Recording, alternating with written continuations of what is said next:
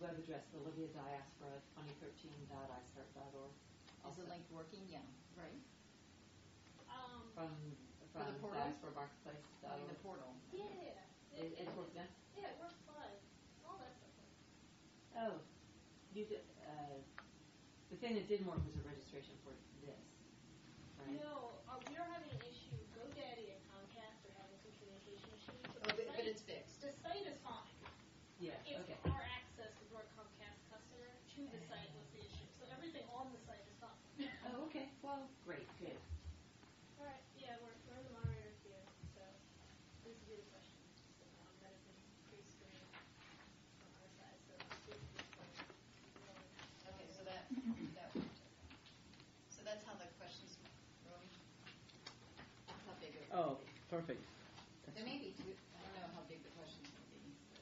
You can decrease that. You can say wrap text. So I mean, I can make it smaller. Can you scroll? Well, are you going to be able to scroll if it goes down past? Yeah, I'll be able to scroll, but it also wraps. So if the question was really long, it would just make this box really big.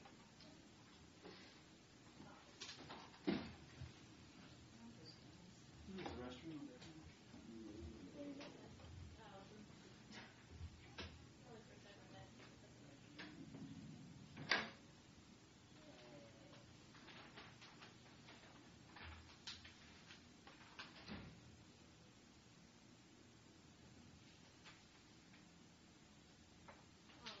You guys need me to make this full screen for you during your presentation? Is that... Can you see that? I can see that. Okay. The ones on the left I can't see. Oh, those are just like the...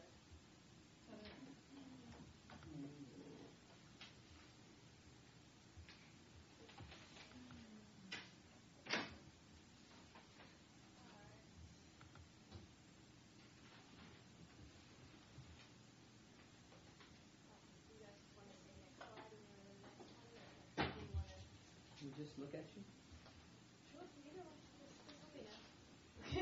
You get some indication. Yeah. I'll do the nod. Just got that.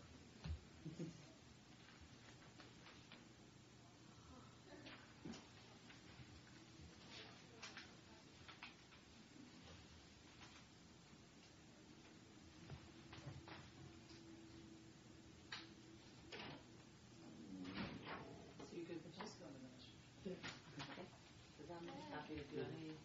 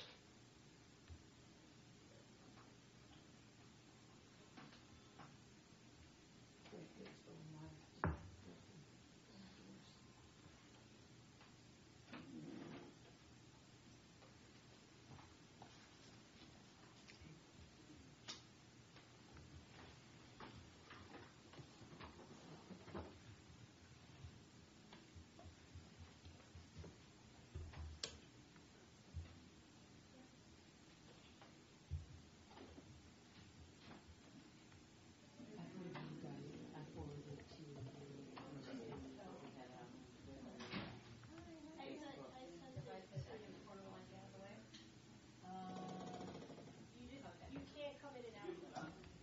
So if you want to come in, you have to take the time hour and a half. It's going to be an hour and a half. You can't. We're all making it. So if you come in, you can't. Oh, that's what it is. Can I watch it online? Yeah, watch it online. Even better, so you can tell us how it actually works out. You can submit questions. I'm going to be watching too. Pardon? I'm going to be watching also. Oh, you are? I will send you the link. If you need to communicate something to us, you can do it through Avery. Okay. If there's something urgent or pressing. Yeah, I have my BlackBerry, so I'll just send you. Yeah, just text her and then she has to know if there's anything I'd rather urgent. email.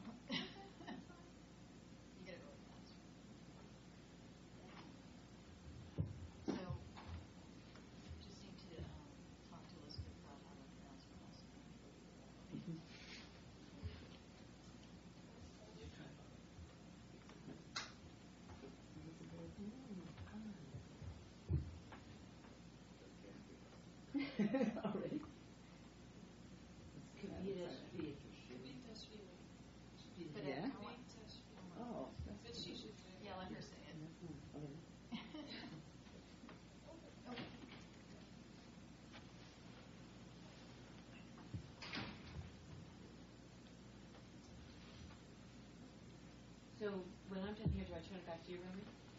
Or is somebody different too? Yeah, at that point, Back to Romy. at that He's point gonna, you he's can. gonna I'll introduce it. take it back and then introduce Alana.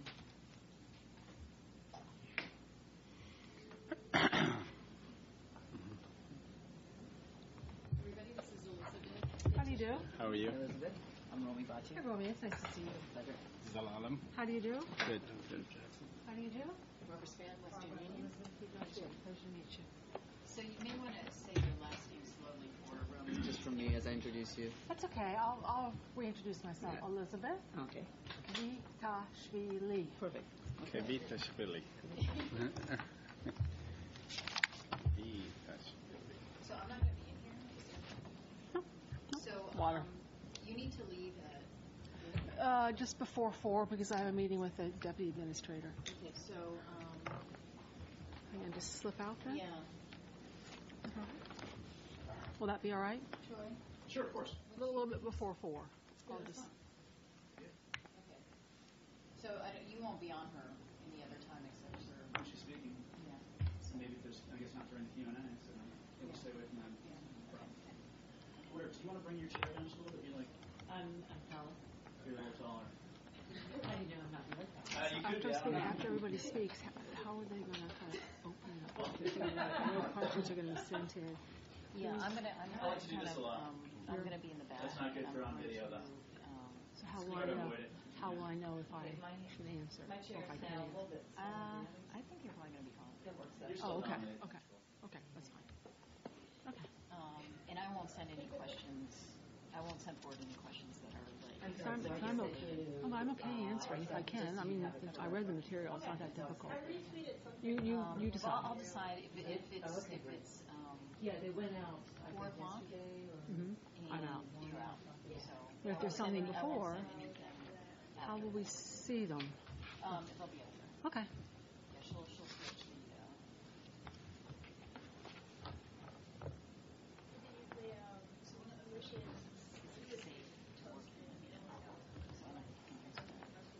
So what we're doing is we're telling people that you can ask questions, and we've already got the question out to them. Libya's embassy here. Yeah, that's one I would, because we can't really say yes since we can't even go there. I'd rather get the embassy. Yeah. Okay. Thank you. Thank you. Yeah, good. That's good. I know that our team in the Middle East was going to put it on Facebook. Okay.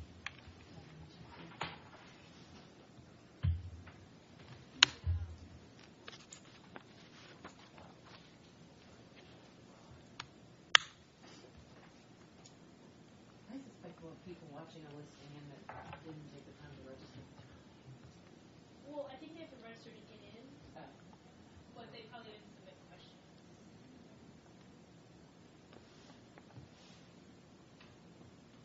I was going to let Hope know before she left what a great job to get this launched. Yeah, I'm just working tirelessly on it. Yeah, Hope's doing a great job.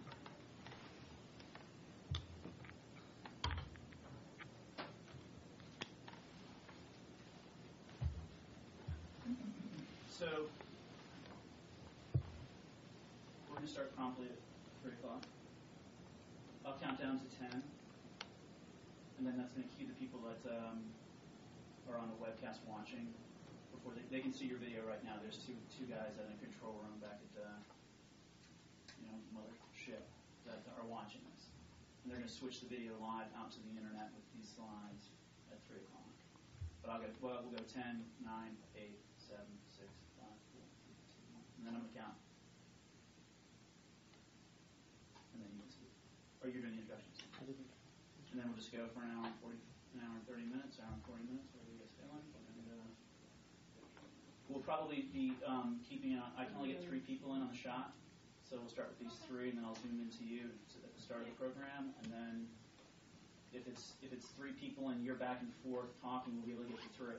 Okay. Or if it's back and forth here, we'll be able to get to 3. For 2, we'll easily get. We just can't get. We don't have enough depth of range here to get to 4 or 5 people. In terms of sequence, after I make some initial remarks, turn it over to Elizabeth. Okay. And then from there to Jeff. Okay. to Barbara. Okay. Back to me.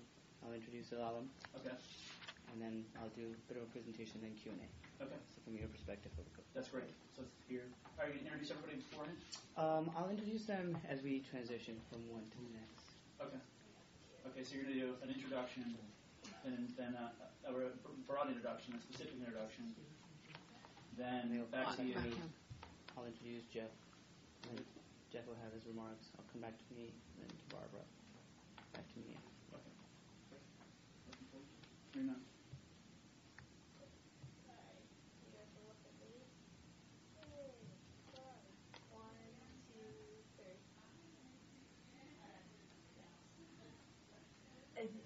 So Jeff's not just going to transition over to me since we're covering the guidelines? If you want to do it that way, I'll introduce the both of you at one time. It's okay. I just wanted to make sure that we have it correct. What would you do? Yeah. Why don't we just go ahead Can we just bring down the microphones? I'm going to take a.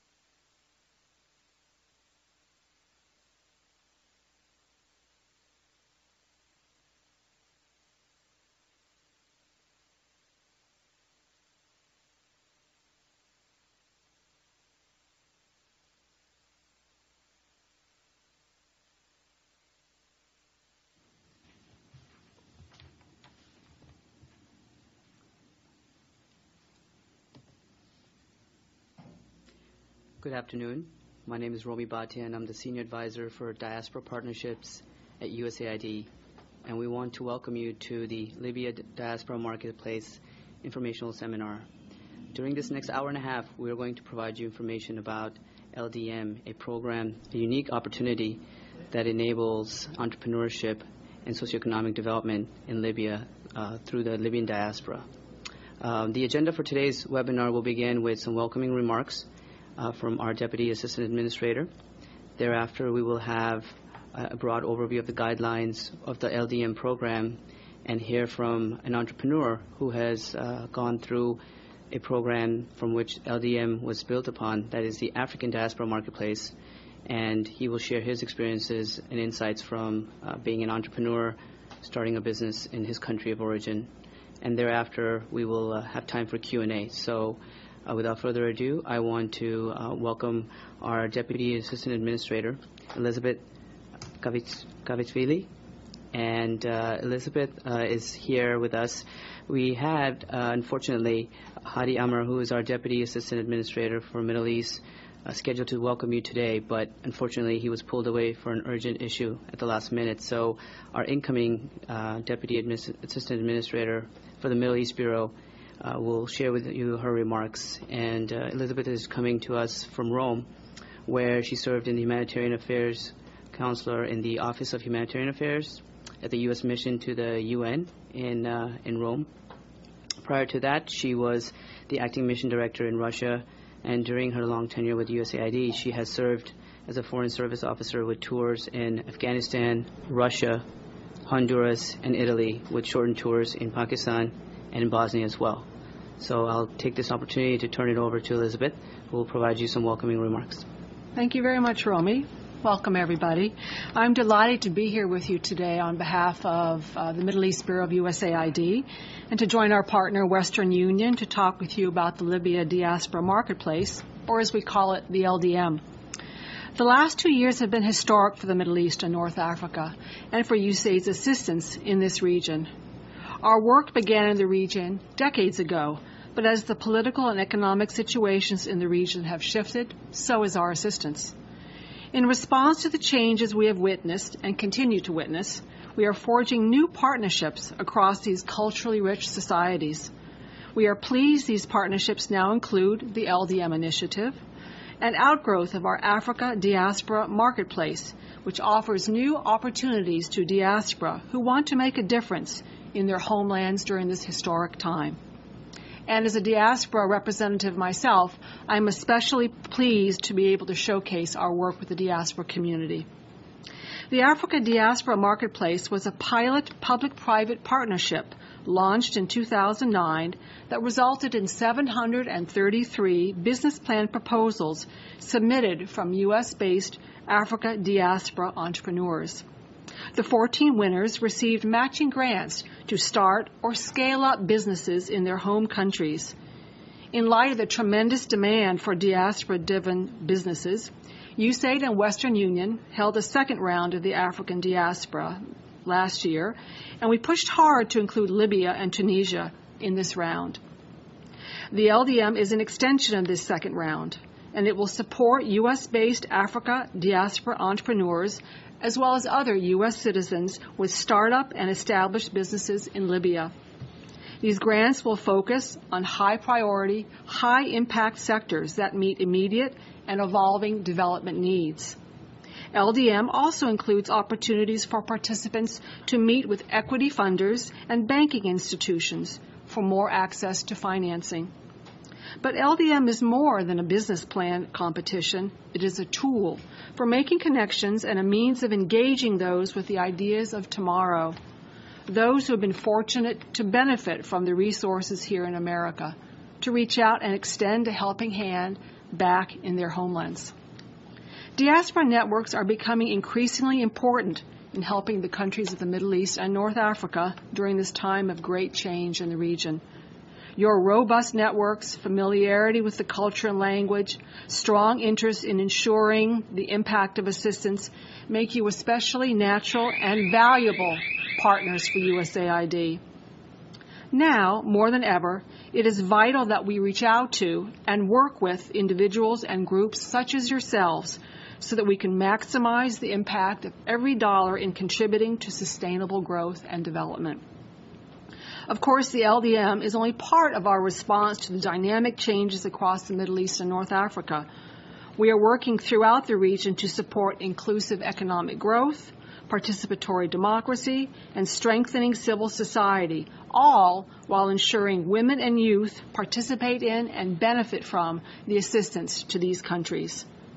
The LDM further strengthens our commitment to support economic growth and development during this extraordinary time of transition in these countries. As Secretary of State Kerry said last month, and I quote, "The United States wants to create an economic environment in Libya that will spur outside investment and foster entrepreneurship. Libya's long-term prosperity will depend on creating greater opportunities for more people, for all of its citizens, for being an open society and an open economy," unquote. The LDM is part of this effort. Today, we will be giving you an overview of the LDM guidelines and hearing from a previous African Diaspora Marketplace winner who will give you insights into his own experience. Thanks so much for participating today, and I wish you much success with your entrepreneurial endeavors. I'll now hand it back over to Romy Bhatia to guide you through the rest of this webinar. Thank you. Romy? Thank you, Elizabeth, for those remarks. We will now turn to my two colleagues on the right.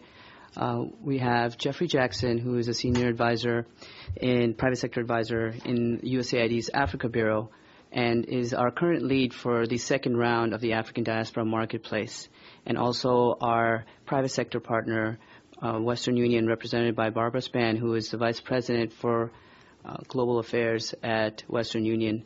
And I will go ahead and turn it over to them, but before I do, let me just say a few introductory remarks about Jeff and Barbara as well.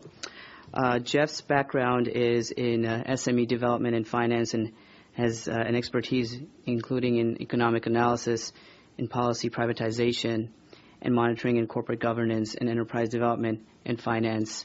And the work that was done for the second round of the African Diaspora Marketplace was led by Jeff. And to the right of Jeff is Barbara Spann, and Barbara's work with Western Union involves overseeing the policy, regulatory, and consumer issues, advocacy programs, and conducting other issues of research for Western Union. She is also playing a key role in Western Union's initiatives that focus on diaspora-driven development and job creation, financial literacy, and small business and entrepreneurship programs. So now I'll turn it over to both Jeff and Barbara to walk you through the guidelines of the Libya Diaspora Marketplace application process. Jeff? Romy, thank you very much, and thanks to everybody who's on the other end of this particular webinar, and I'm glad that you're participating. First of all, let me say that this particular effort, the African Diaspora Marketplace, has been one of the most challenging and interesting and rewarding experiences I've had in my professional career. I've never ceases to amaze me the breadth and quality of the applications and the creativity of entrepreneurs across the continent of Africa. And we're pleased to accept applications coming up from Libya. So we did expand it from sub-Saharan Africa to Northern Africa, and I think it really has enriched the pool of projects that we'll see. Also want to say that if in the previous round you participated, there are some slight differences between what we're doing now and what we've done before. For a various set of reasons, the types of projects we had earlier were restricted to certain sectors. We were looking for, as Elizabeth said, high-impact projects, more innovative. It's still the case. We're looking for that, but there's no longer a restriction on the types and sectors that we're looking at in Libya. So any type of productive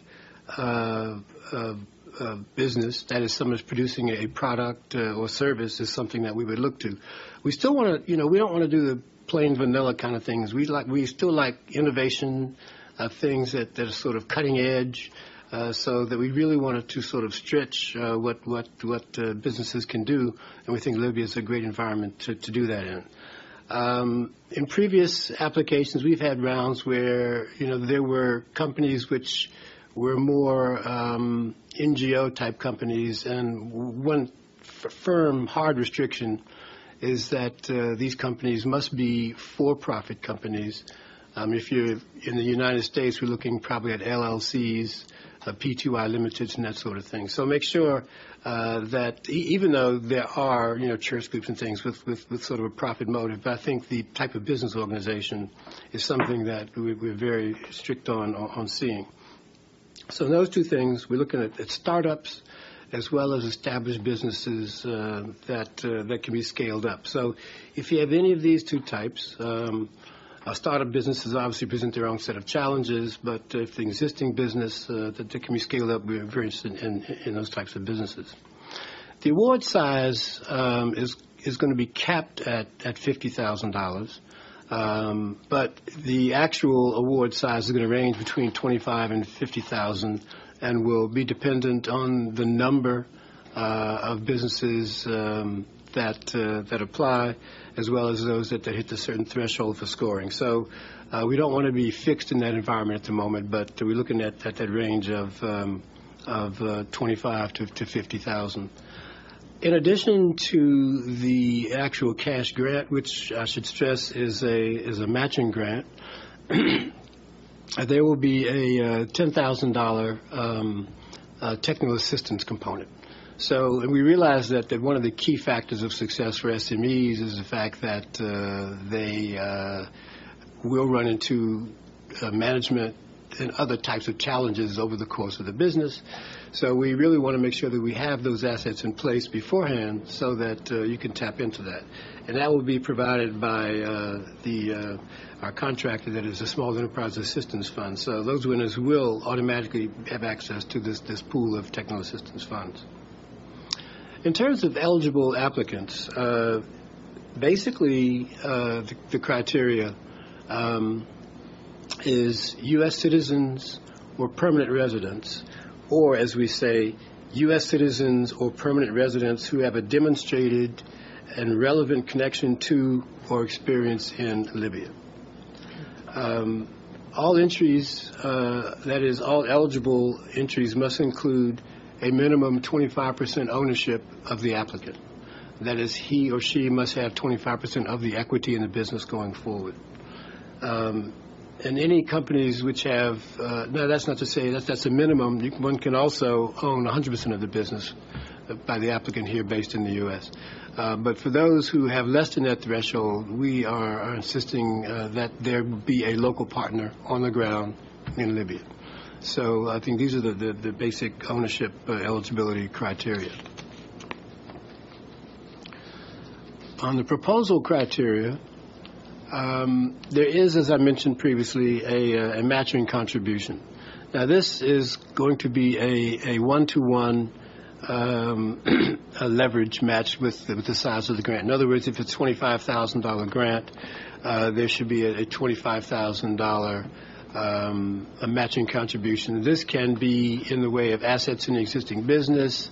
It can be cash. It can be other types of in-kind contribution, but I think these need to be further clarified. We do have rules and standards about the types of in-kind contributions.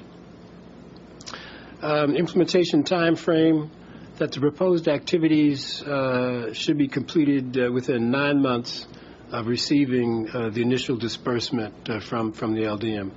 So the process here will involve a grant agreement with the Small Enterprise Assistance Funds, at which time, before that grant agreement is signed, there will be certain procedures that winners have to go through in terms of verifying some of the information provided in the application.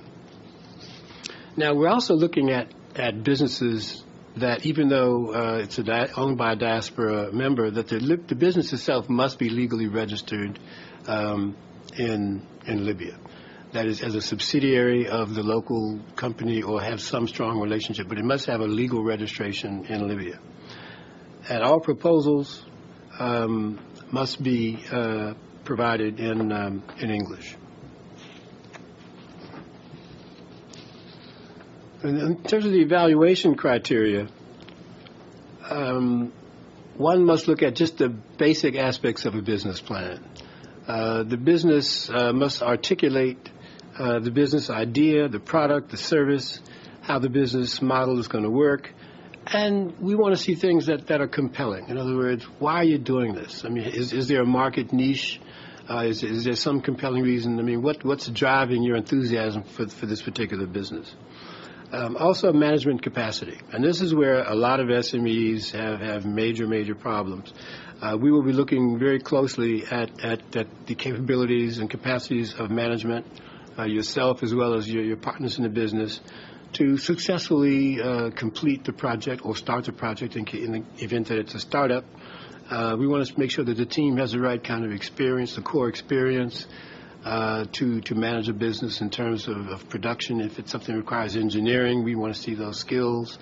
If it's marketing, we want to see those marketing skills. We want to make sure that the capacities are evident to us in the application. Also, in terms of sustainability, we'd like to see that the strategy is one that the business has the ability to attain and sustain the cash flows that are going to be required to maintain the business and ultimately to grow the business. So we want to see that those aspects are in place. And finally, financial. As you know, in every business plan, it has to be a demonstration of where the resources are coming from, how they're going to be used, and basically the financial plan is how to cover the costs of the business going forward.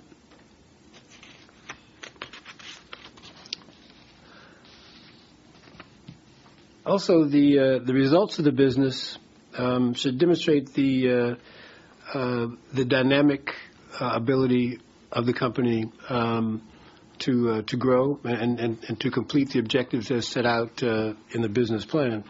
And again, the LDM funding cycle is one that typically we have a cycle where an initial tranche is given and then certain milestones are met, and then thereafter a second tranche of the business, a second tranche of the grant is given, so that there will be a monitoring process where we look at the business and meeting its milestones in order to trigger the disbursement of the second tranche. So I think I'll leave it there and turn that over to my colleague Barbara Spann, and I'll be glad to take any questions and answers afterwards. Questions, I'll give the answers.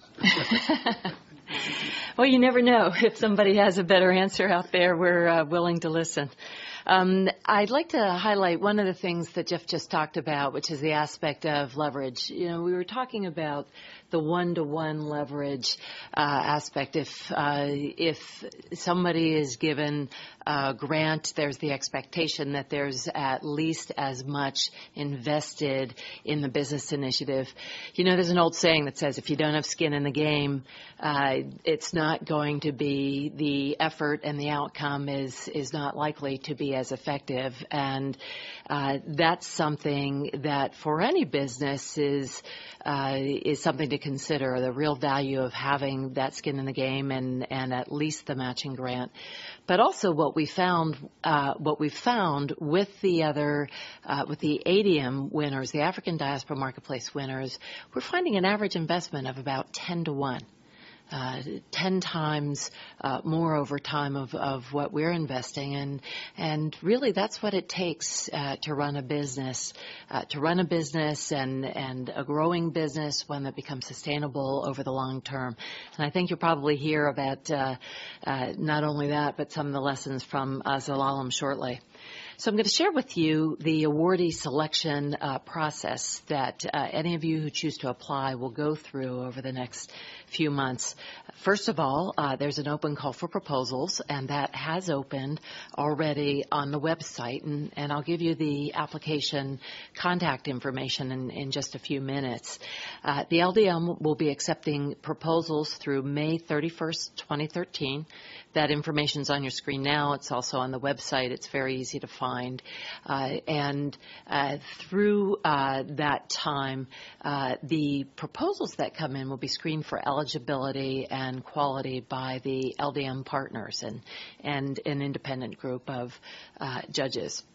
The semifinalist business plan review, this will be a stage where those proposals who have been screened for eligibility and which are selected to go on to the next round will be asked to submit a business plan. And these will be full business plans that will be distributed to the competition judges for review. Now, I mentioned the judges being an independent group of judges, so these are not judges who are engaged in any way in the businesses. They're engaged through USAID, Western Union, and our many partners that have been associated in the ADM process. After that point, the businesses that are judged to move forward through the semifinalist process will go to the LDM finals event. And this is an event where final review will occur with a panel of judges, and the grant winners will be awarded at an event to be held in Washington, D.C. At this time during the event, it's a really good opportunity not only to be competing for the grants through one-on-one interviews with a panel of judges, but it has been shown to be a great opportunity to really hone those skills for any future financing, other kinds of investment that the business might be looking for along its pathway to growth and success. So there are a lot of potential benefits that come out of participating in the event for any business that is asked to participate. So participating in the LDM finals is required to receive LDM grant funding, and doing so in person in Washington, D.C.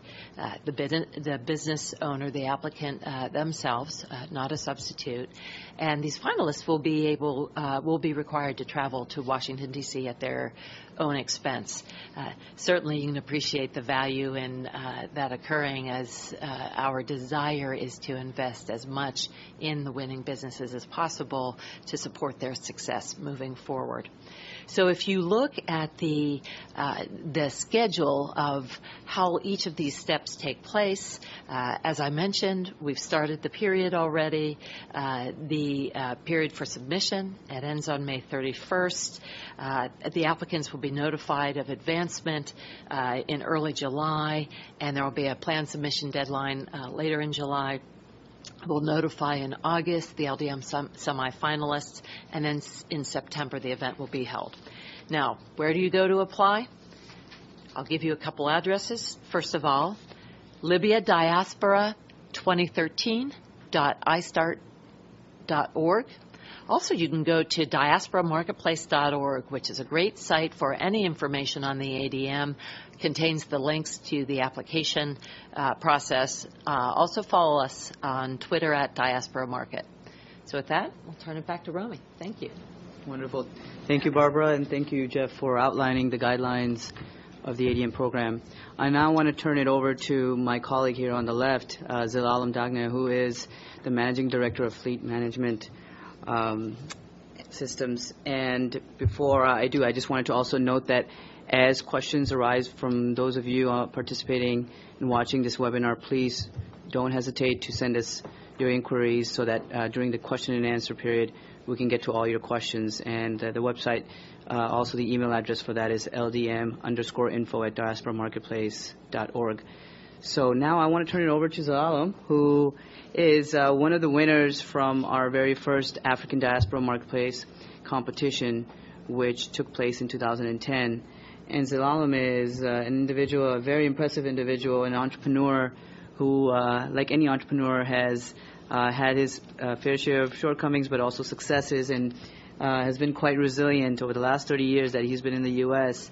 He has a technology and a management engineering expertise, and he launched Fleet Management Systems and faced quite amount of, I would say, challenges and adversity along the way, and had applied to the ADM competition. So I want to take this opportunity to have Zelalem talk a little bit about what the process was like for him applying to this to the ADM at the time, and what his kind of key takeaways were, because I think that would be quite informative, as all of us here want to provide you as much information as possible and guidance on what this process is like. So, Zelalem, would you like to say a few words about both your experience as well as your company? Sure. Thank you very much for having this opportunity once again to be back, colleagues from Western Union, USAID, as well as also a number of other people that I had a chance to work with. The ADM program became aware of back in the early part of 2010. I thought it was just a program that USAID or the U.S. government is giving money for any diaspora so we can go and party. But what I learned over the period of time, it is a seed money that was needed. In my case, my company is Global Technology and Investment. Primarily, we focus on the transportation sector, which I see a huge problem throughout Africa. And I am originally from Ethiopia, been here 33 years. But having this program launched by USAID and Western Union, I said, as a diaspora, It is time also for me to give back at least some of my experience, both technology as well as management expertise. But what I didn't realize is Barbara earlier, she mentioned it takes about in terms of investment 10 to 1, but what I found out is maybe 20 to 1. But there's a lot more responsibility that come with it. This is definitely a great program in seed money, whether for startup or for a business in my case, which is an existing business started in 2008. Struggled passing, using my own initial fund, then moving into the next stage where I was in need of seed money to expand the businesses to the next stage. So the ADM program came at the right time. Otherwise, this business will not exist today.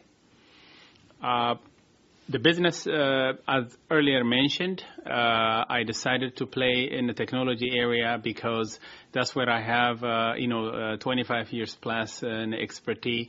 And again, I said an area where I can be able to be, direct in competition with any local players also.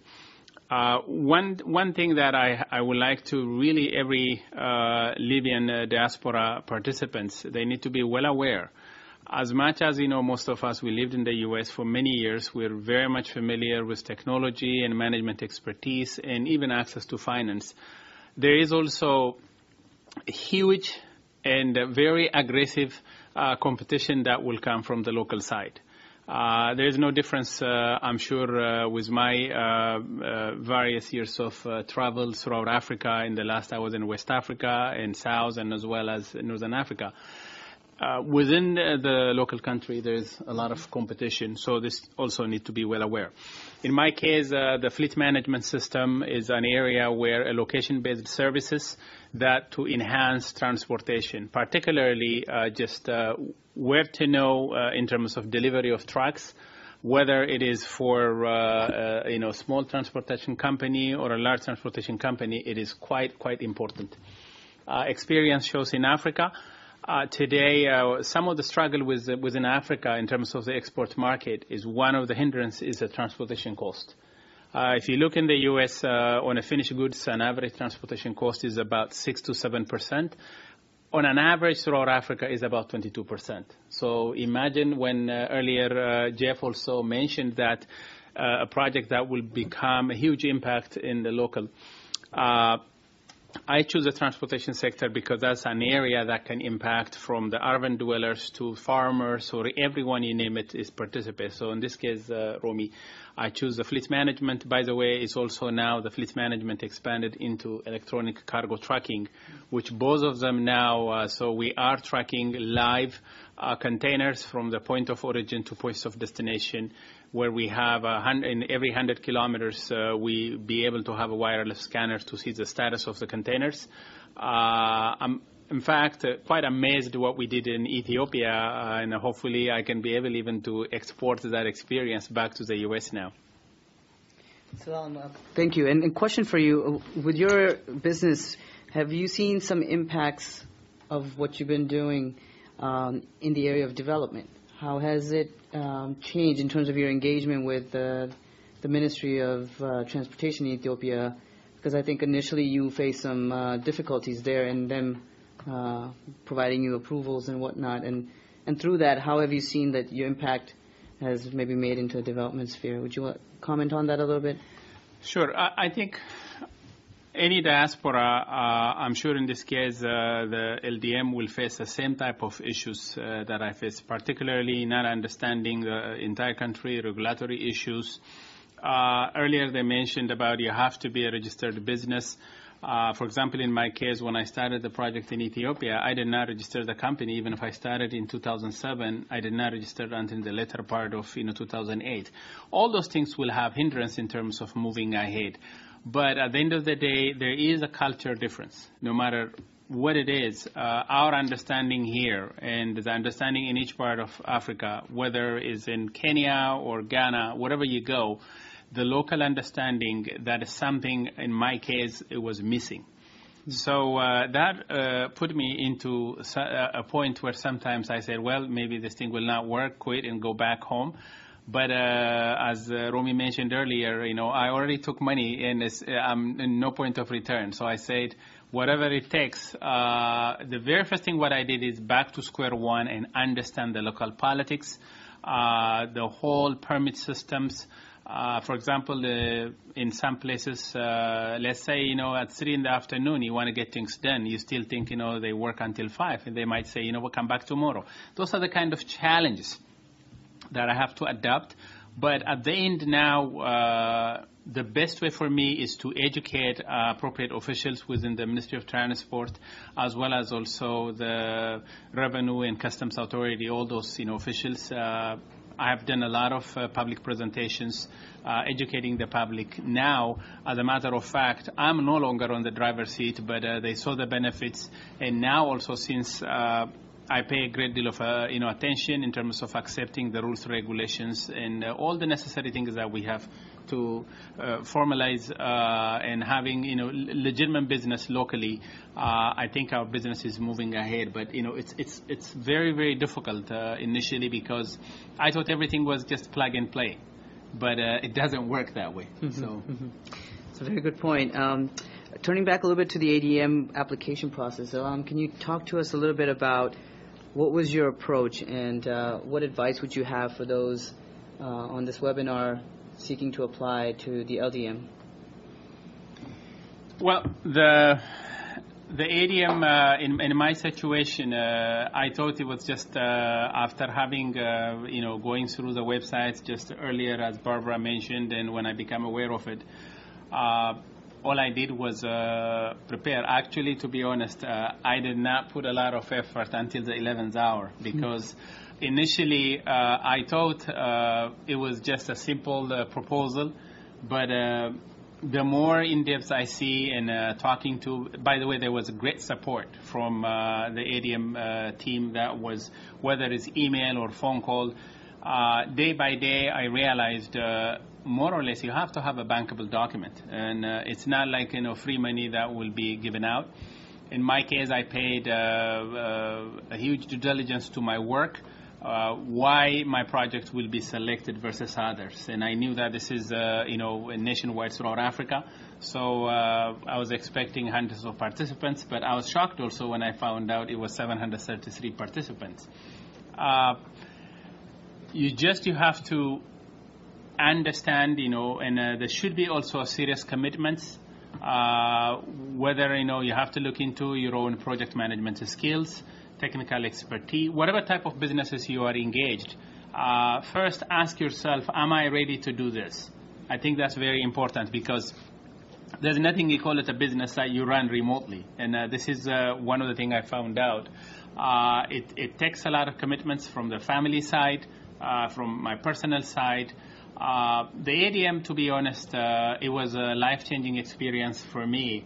As a matter of fact, with that experience, I learned to go through the approval, the interview process that helped me out now preparing even a better document now at the third stage of my current business expansions where I am.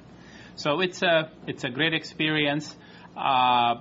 At any time, if you have any question, I think the ADM there's a lot more questions you might be able to face, but don't hesitate to ask, and they're very helpful.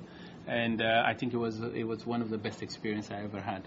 Great. Well, thank you. I guess I have one last question for you. Now that you are 3 years from having won that award and continuing your business, what are some of your long-term goals? I know your company has gone beyond Ethiopia. Would you like to touch upon that a little bit, and how can and what kind of support you've received from the partners, and how can you continue to expand upon your business? Well, the very first thing is in the last 6 months, the business is becoming self-supportive. That's a good part. But on the other hand, also, just like any technology company, expansion is also another challenge. That's where we are.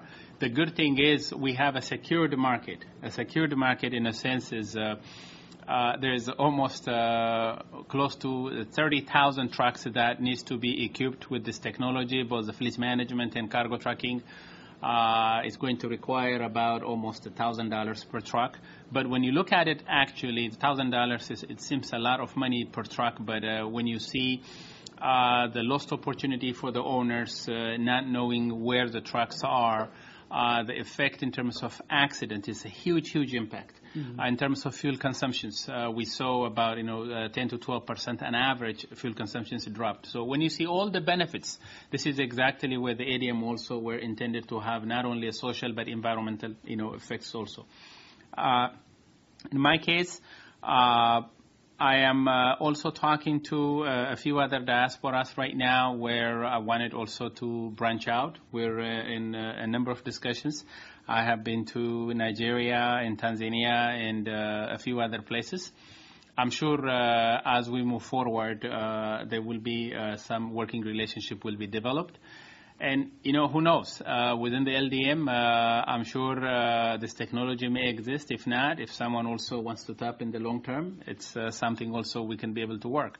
But as I said, it takes a lot more commitment. I think finance is probably, yes, it looks like finance is a major issue, but more important is the personal knowledge, and as earlier put together by Jeff, some of the requirements that is the leverage that you have is a commitment, the management skill. Sometimes even you may have to hear what you don't want to hear. You have to have the capacity to run a business. In my case, I think the biggest challenge now is I didn't realize when I applied for this that I will be running such a tough business. So that's wonderful. Well, thank you, Zal, for sharing your perspectives and insights, and we hope that's helpful for you, because really the journey is long when you are an entrepreneur seeking to start or scale up a business in your country of origin or heritage, and we recognize that, and we're trying in this partnership to make sure for Libya we can bring all the resources through our partners and our own work to support the entrepreneurs. And I want to take a little bit of time now to just discuss how the LDM, the Libya Diaspora Marketplace, and the ADM fit in our overall scope of activities that the U.S. government is focusing on. As I mentioned at the outset, I focus on diaspora partnerships. At USAID, we work closely with our colleagues in the State Department to frame a lot of our work on engaging the diaspora along certain key areas. And there are, in fact, 6 areas where we're focusing. Well, we know diasporas are making an impact in their countries back home, whether it's through investing or whether it's through starting a business like what the ADM program is about. Perhaps philanthropic work in terms of giving back through donations and contributing to collective community development, or volunteering your time. And so I think recognizing that from our perspective was very important for us to be able to build programs like the ADM and the LDM to support that. And the framework that we have for that is something you'll see on your screen called the Diaspora Networks Alliance Framework. And for those of you listening who are interested in learning more about how we partner with diaspora communities, you can learn a lot more through a website called www.diasporaalliance.org, which is a public-private partnership platform that brings together U.S. government resources plus private sector partners and diaspora communities to jointly exchange ideas and find areas of collaboration. And so leveraging both the human and financial capital towards development, advancing our foreign policy objectives is critical, and that's where the LDM fits within diaspora entrepreneurship. Now let me touch upon some of the other programs that we also have for those of you that are curious to know a little bit more. The ADM program, as I noted, was launched as a pilot in 2009, and we were able to see and demonstrate that through this strong demand that there are other diaspora communities for which a program like this would be very valuable, and that's from there on out how the other initiatives like the Caribbean Idea Marketplace and also a current program in place, the Latin America Idea Marketplace, are offered. It's programs through partnerships with our private sector partners, offering opportunities to, again, start or scale up small and medium enterprises that can have an impact in the local economies of these countries while also spurring entrepreneurship. The focus of entrepreneurship involves more than just a business plan competition. As I think Zelalem has highlighted, so has Barbara, and Jeff touched upon it as well in terms of what they've seen with the ADM program. Entrepreneurship involves a range of areas where those that are taking on the challenge of starting a business need to be able to get support. And so the business plan competition is one part of what we want to be able to support, which is providing support services in networking, in mentoring, in training. Oftentimes, as Ilalam noted, the finance is not the biggest hurdle. So while we provide seed capital and technical assistance in the LDM program, we know that the winners of this program, and as well as the winners of the ADM 1 and ADM 2 rounds, will continue to need support and network amongst each other and mentor each other, and individuals like Zelalem come back and be able to provide and share their expertise. So at our agency, we're focused on supporting entrepreneurship and diaspora-driven entrepreneurship in a range of ways, and the business plan competitions are just one facet of that. I want to share a couple of stories with you, apart from Zelalem's story that you've heard, of individuals to give you a sense of what is possible. And to think big, because when we're looking to support businesses that can make a mark, we know that small and medium enterprises face great challenges, but the potential lies to also grow to tremendous scale. On your screen, you'll see an example of a business that was one of the winners of our ADM 1 round back in 2010. The company is called Sproxel Inc. And Sproxel is a very interesting example of and led by a gentleman named Ashifi Gogo, who founded the business. And at that time, it was at this very early stages that it became one of the winners of the ADM. And essentially, Sproxel was using a combination of SMS texting and scratch-off labeling to create a counterfeiting detection solution for the pharmaceutical industry in Nigeria. And in Nigeria, something that is very, very problematic is in the pharmaceutical industry is counterfeit drugs, which causes significant problems, whether it's drug dilution or that can actually lead to deaths. And so here's a business where, using not the most sophisticated technology, was able to address at the point of purchase, point of sale, provide a solution that would enable customers to know whether the drugs that they were purchasing at a pharmacy in any part of a local community in an urban or a rural area in Nigeria, whether it was authentic or not.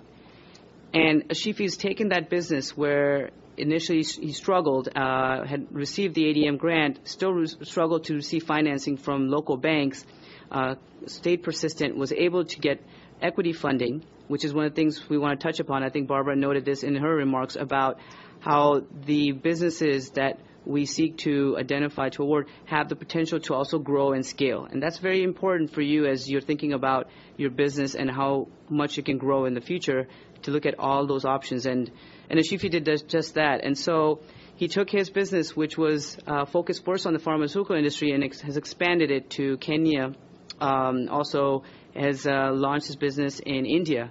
And now Sproxel is not just a business that is focused on providing a solution in Nigeria, but in fact a company that's looking to go global. And as you see on your screen, it was also in Fast Company's annual publication, ranked number 7 in terms of innovative businesses. So as Jeff talked about in his remarks as well, we're looking for not your standard types of businesses, those businesses that are innovative, that can bring a different solution, something that maybe hasn't been tested, that may not be easily accepted in that marketplace, but we know could have the potential to grow and scale.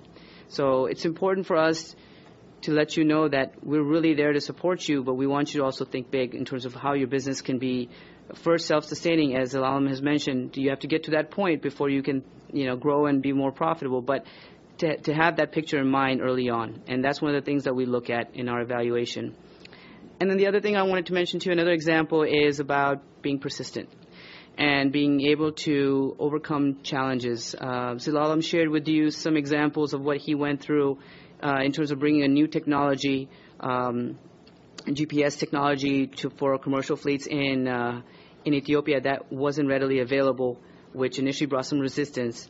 Here you have an example of Ace Foods in Nigeria, and Nadidi, who is the co-founder of Ace Foods, a diasporan here in the U.S., educated in the U.S., decided to return back to Nigeria, to Lagos, to scale her company. And it's a very fascinating business. It's a business that is sourcing, providing jams and spices that are sourced from locally grown and produced raw materials. a very different business model compared to looking at those where, if you look at the retail industry, especially the supermarkets in Nigeria, much of the produce and products are imported. And Ndidi recognized this and recognized that there's an important need to see how the local socioeconomic development can occur by giving farmers an opportunity, but also by producing these products locally. Now, in doing that, she has faced, this is 3 years out, but in the time that we went to go and review her business, 12 months into the operations, she had faced tremendous difficulties, regulatory hurdles. She had faced a frivolous lawsuit that she had to overcome. She had also endured a complete theft and loss of all of her inventory. And so we anticipate, especially in a challenging environment, business environment like Libya, that you will face challenges like that. But what we're looking for is we're looking for those kinds of entrepreneurs that have the ability to be resilient and to continue to push through, because it certainly will not be easy. And we recognize that, and that's where we are in this partnership to make sure we can provide you the level of support you need. So, again, it's an example of not an entrepreneur not giving up when it became very difficult, and also realigning and readjusting the business to meet the market trends. And certainly that's the case with many SMEs.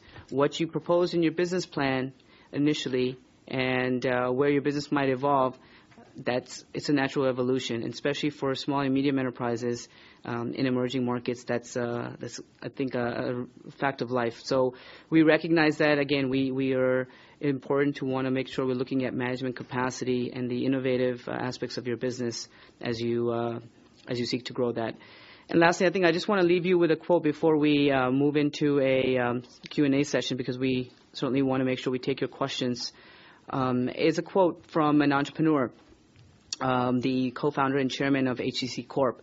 And as you can likely see this on your screen, it's a quote that really touches upon what I think you've heard here from our collective remarks with regards to, as an entrepreneur, always questioning, always challenging, and asking what's next. And it certainly takes a lot of humility and to recognize where, as an entrepreneur, you need assistance, where, as Zelalem had mentioned in his remarks, you're tested that the application process for the LDM, whether or not you're selected as a winner, will certainly have a very, hopefully, meaningful impact for you. But to always keep in mind that you want to continue to grow and observe and learn and see how you can improve your business, irrespective of the fact that whether you win the business plan competition or not. But we certainly wish you all the best, and I think we want to take some time now to answer some questions. So we will certainly take some questions that will come in from this webinar that all of you have.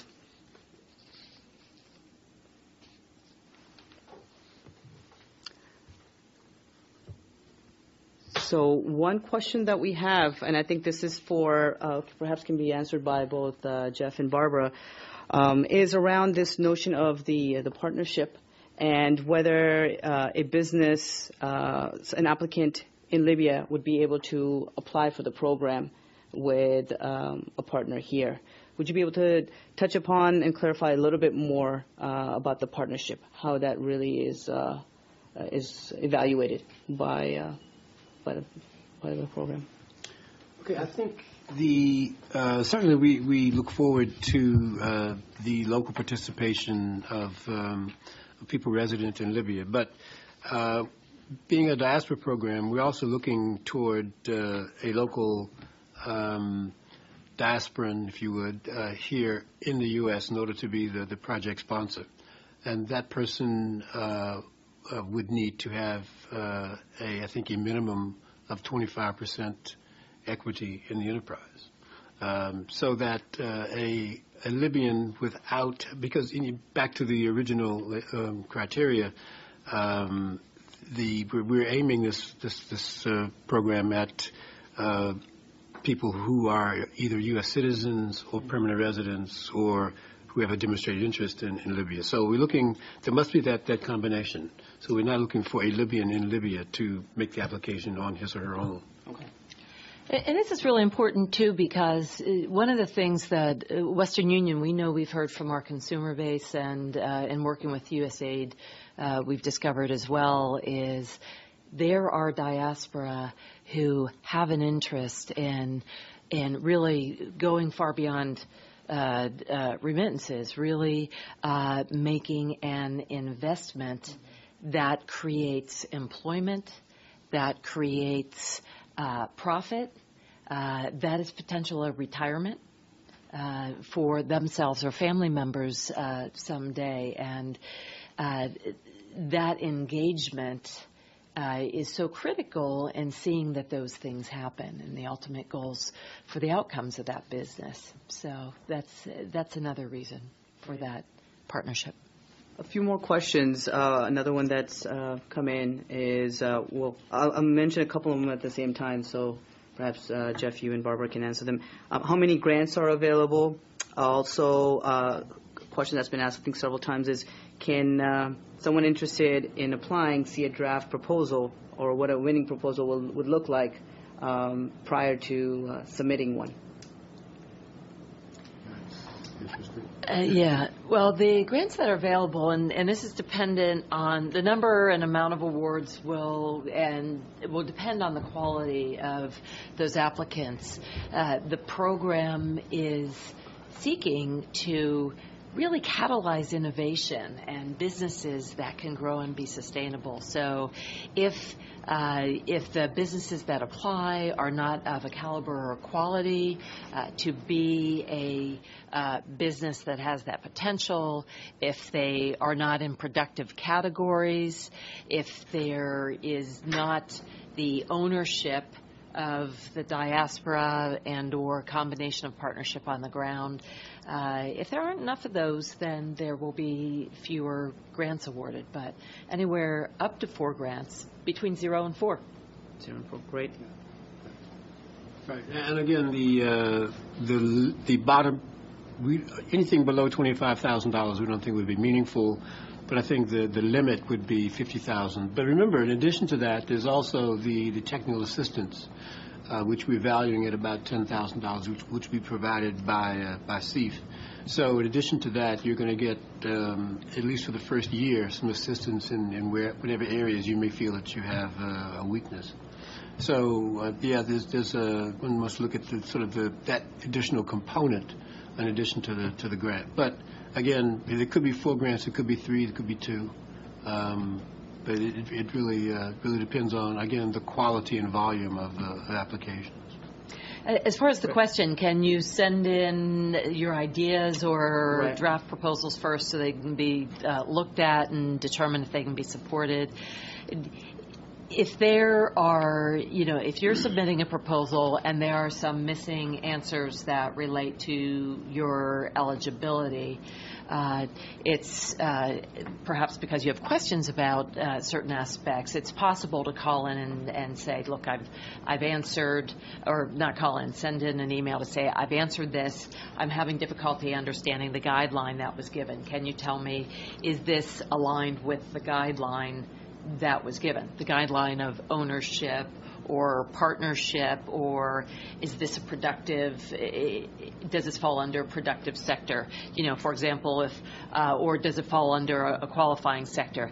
If it's something that has to do with alcohol or firearms, that doesn't qualify. Productive sector, is somebody just using the money to buy some retail goods to then go and sell the retail goods? That's not a value-added or productive sector. That's just really buying goods to sell. So those kinds of basic questions can be answered. Right. Full-on review and judging of the draft, no. Right. Okay. Well, yeah, because we have an independent panel of judges. So, I think it would be unfair to you to even take a look at a proposal, because any opinion we would give, might not be something that would be relevant down the road.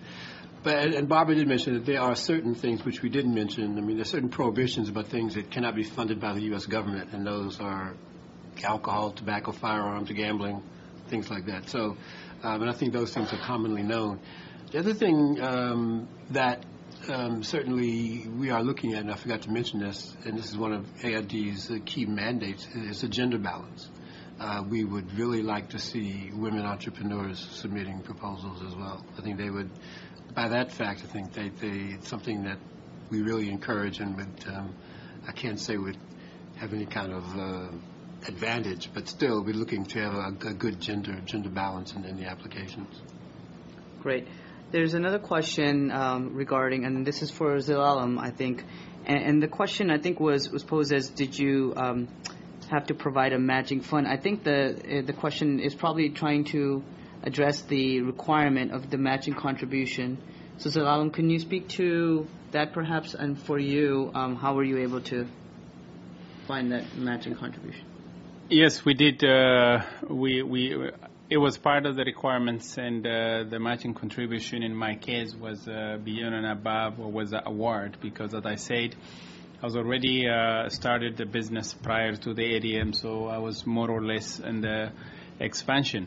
But when we say matching fund, part of it is I'm going to stress very hard for everyone to pay attention in terms of good, acceptable accounting practices. Separate your personal expenses from the business expenses. Make sure you start, and this also should not be rocket science. These days, even you can use a simple Excel or a Quicken or QuickBooks or Page3, which is mostly used now in Africa. Try to do a good accounting practices today. If you don't do that, when it comes to the matching fund, it will be very problematic because, again, the matching fund will not be, or the fund will not be released in our case until we show good accountability of it. And the second portion of it also, once even you win once you have a winning proposal, and then going forward, there will be a follow-up contribution because the amount, I'm not sure in this case, but it may not be released in one lump sum. But in our case, it was a two-stage process, which we have to show, a detailed accounting practices, and which was very difficult for some of us initially, and even other ADM winners. But we all learned the hard way. So.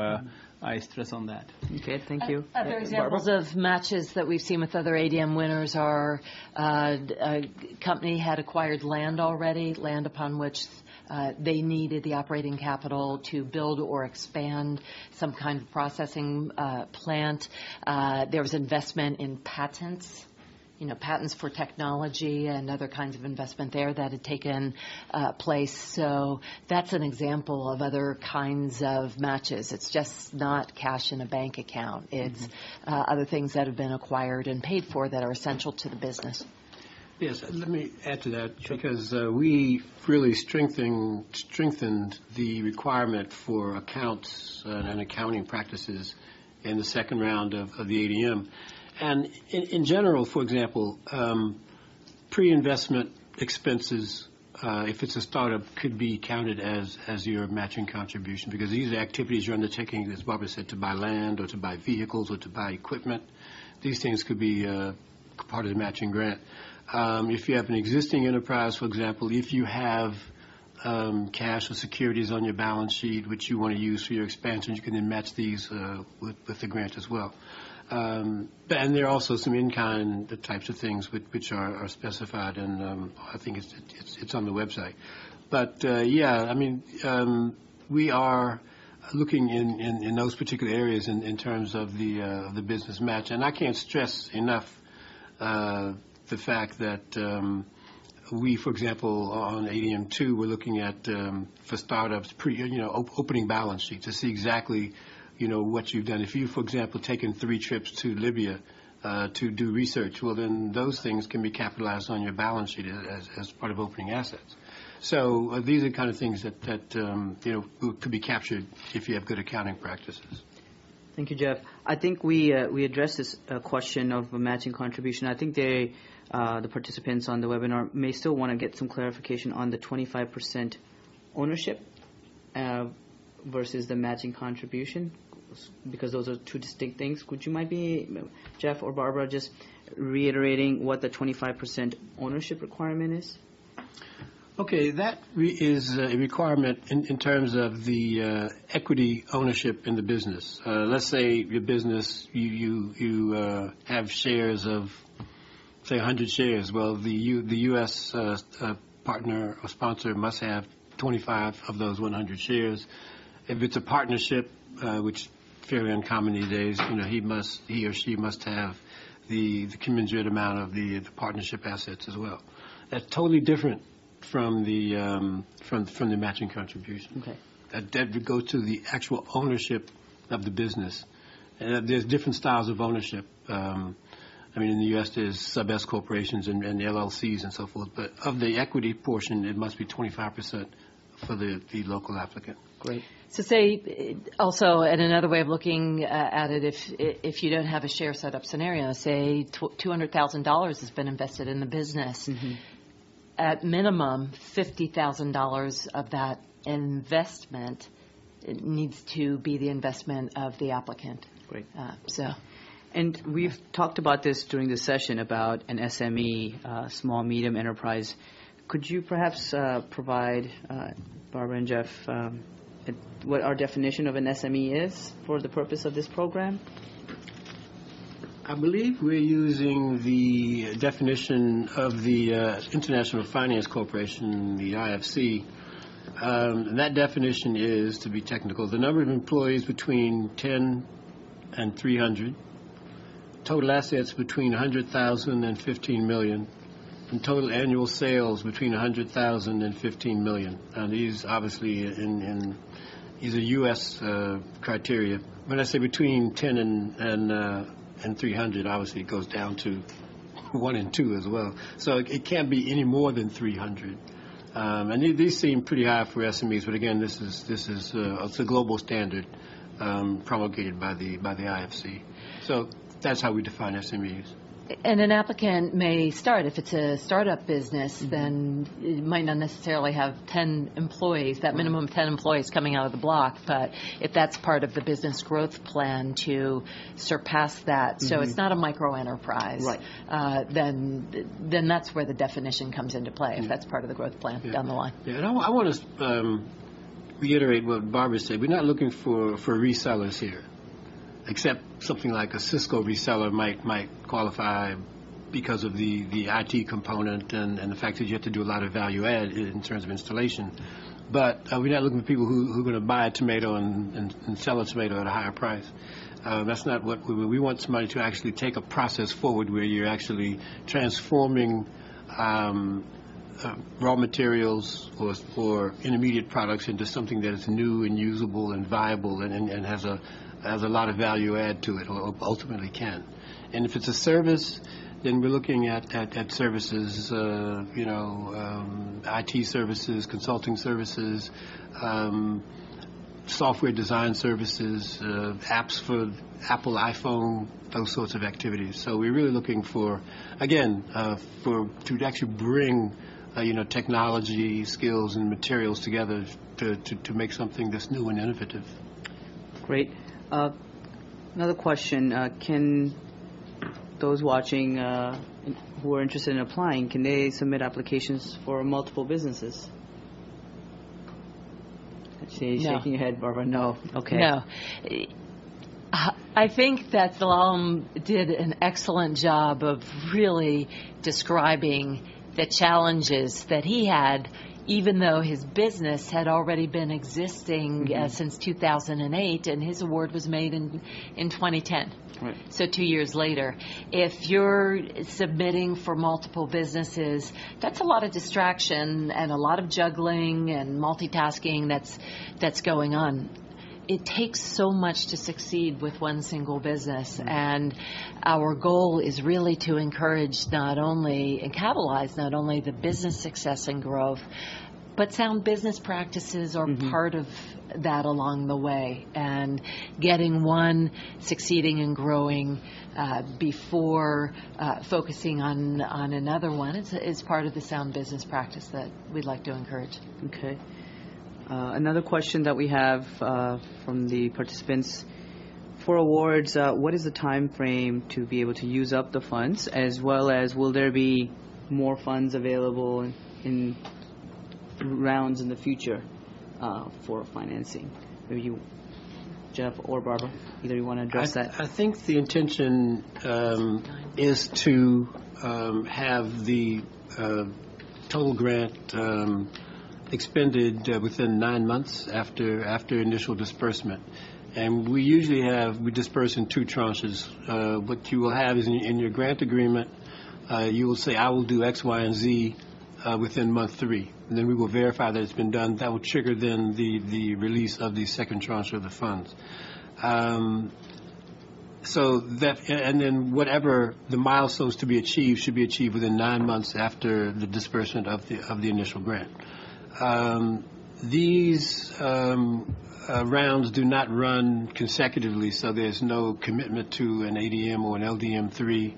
So, and I don't think we would accept the, and this is something we haven't had the opportunity to discuss, but I think we probably wouldn't want to fund the same business in multiple rounds.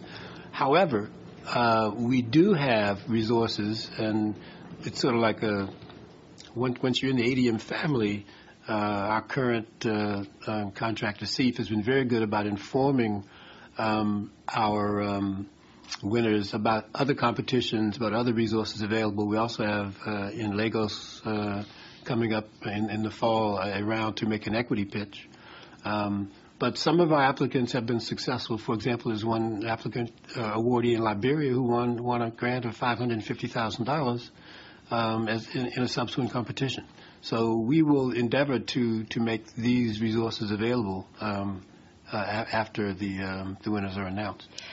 At the end of the day, the ADM and the LDM, it really is more than a business plan competition for a set pool of funding. The goal is to really create linkages to other resources, and also, when we hear so much about a lack of access to capital, to really open those doors to access, to awareness and access for that other capital. Not only is there that potential opportunity for a pitch for equity and social investment in businesses that will occur in Lagos, but it will be open to folks from across the ADM and LDM family, but also Bank of Industry, along with 7 other banks, 8 total, and USAID and Western Union will be doing a second round financing event, an opportunity to come in and pitch businesses for traditional bank loans and other types of bank financing. And so again, that's opening the door to those other ways of getting access. I guess I have a question for Zalam regarding that. In terms of, you've now 3 years since you went through the ADM competition. How have you sought to grow your business and address the issue of cash flow and be able to leverage both debt and equity, which we tend to hear as a challenge? But would you be able to share a little bit about how you've been able to grow your business and leverage the ADM award for other opportunities for financing? Well, definitely, I did participate in the first round, as Barbara mentioned, in Nigeria. During that visit, I learned quite a bit also what it takes to put together, especially talking to venture capital and all that. So even if in my case most of the banks participated in West Africa, they didn't have that much activities in the Eastern Africa. Currently, actually, I have now put together a business plan for venture capitalists or anyone in that aspect, which I'm currently working on as we speak. Okay. Local banks mostly, they always require collateral, which is in the form of an asset, either a building or something like that. So it makes it very difficult. But the need also locally, particularly in Ethiopia, with a huge expansion of businesses currently they have, there are businesses have that leverage already, have assets and all that. So in my case now, I am currently looking to tap into this type of investments, but because I do have a very well-defined business plan, and I have it shows that the business can be able to pay itself. We already passed that initial stage of struggle, So I am continuing to work with. So as you can see, the ADM, as I said, is always the whole process is just ADM is just a stepping stone to start with, which we started, creating employments locally and awareness and all that. Now we're moving into a sustainable growth and be able to expand. So finance is always a key issue. Great. I think we have another question, and it's regarding whether money invested in a U.S. patent could be used as matching fund. Jeff or Barbara? The answer is yes. Yes, that's an investment in the business, and that has been done before. Great. And let me just also mention this. Assuming it's a patent, I'm sorry, Jeff, for the introduction. Assuming it's in a patent that is related to the business being conducted. Certainly. Yes, that's true. In terms of patents, and this is something that unique that American citizens are eligible for, that any technology that's been developed with U.S. taxpayer money, for the biggest example of this is I think Tang, which wasn't under a patent. If you remember Tang, the old orange drink. And there's tons of them. I mean, if you go to the websites of the U.S. Department of Agriculture, Department of Commerce, and a few others, and there are also some universities that have these patents are available free of charge. No royalties need be paid. And the repository of information is beyond imagination. Problem is, some of it you won't understand because it's all written, by nuclear physicists for other nuclear physicists. So that's very difficult to understand. But this stuff is there. And also, I'm trying to think of the links to find it. But I know U.S. Department of Agriculture, I think NASA and a few others have just reams and reams of patents that are available for you to commercialize free of charge. Great. Can I get back to something? Zalem had mentioned the whole notion of collateral being asked for, and that's something that we hear pretty commonly from ADM participants is when they've gone for that traditional debt kind of financing, the amount of collateral and the amount of time it takes to put the paperwork in place. One food producer said that it took about a year to put the paperwork in place to use the factory that they had built as collateral because they were going for a lower interest loan that had a lot of requirements and aspects to secure that. Also, we've heard folks say that, going for a loan as low as $200,000, they've been asked for more than $1 million, $1.2 million in collateral, multiple, because it's a difference in the valuation, what it may have cost you to create something versus what it's valued for sale on the open market, which is what would happen if the collateral were used. So take that into consideration with those loans, the time involved and the sheer amount that might be asked for in terms of how it's valued relative to the loan you're asking for. Great. I think there are a couple of other quick questions that have short questions that have been asked that can be answered quickly, I would say. Can I email or fax my proposal to the ADM2 team directly? Is that possible? No. We gave you the website, and that is the one and only way to submit an application by May 31st. Okay. And can the applicant submit additional materials as well with that proposal? No, there's a standard application template, and that way it creates a level playing field, number one, and number two, it ensures that the judges are looking at the same categories as they do the judging, so it makes the process consistent. So the answer is no additional materials beyond what's in the templated application. Wonderful. Great. Barbara, did you have any other thoughts before we wrap up?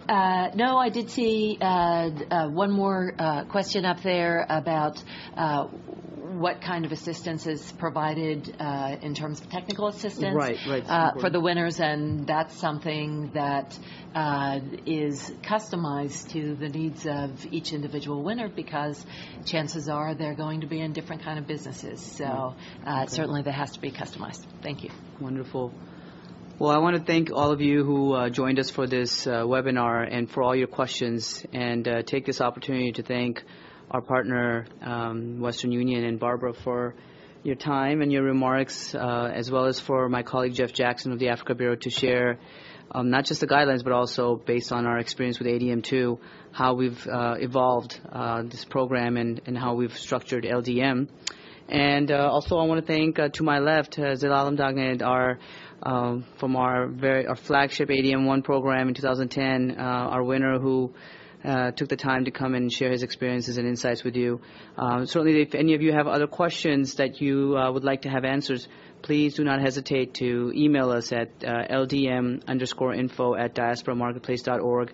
As Barbara had noted, and as you'll see on your screen, the website is currently open and accepting applications, and the deadline is May the 31st. So we encourage you to not wait till the 11th hour and submit the application. And with that, we want to thank you, and we look forward to your applications. Best of luck.